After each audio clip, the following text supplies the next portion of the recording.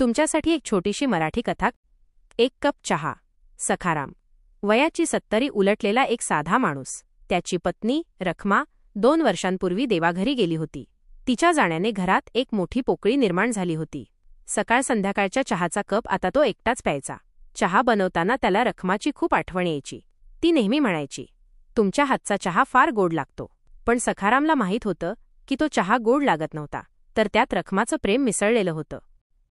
एक दिवस सकाळी सखाराम चहा बनवत असताना त्याला बाहेरून मुलांच्या हसण्याचा आणि किलबिलाटाचा आवाज आला.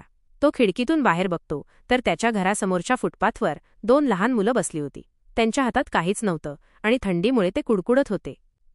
सखारामचं मन हळहळलं. त्याने पटकन 2 कप चहा बनवला आणि बिस्किटे घेतली. तो बाहेर गेला आणि त्या मुलांसमोर चहाचे कप धरले.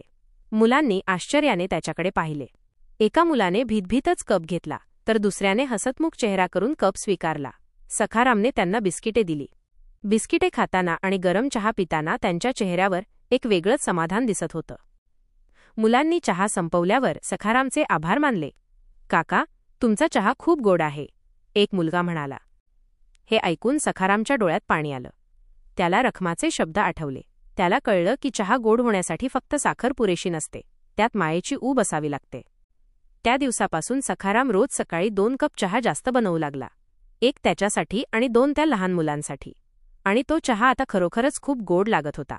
त्याला जाणवलं की आनंद वाटल्याने दुप्पट होतो आणि एकट्यापेक्षा इतरांसोबत तो अधिक परिपूर्ण वाटतो. रखमा आज नसली तरी तिच्या शिकवणीचा तो रोज अनुभव घेत होता.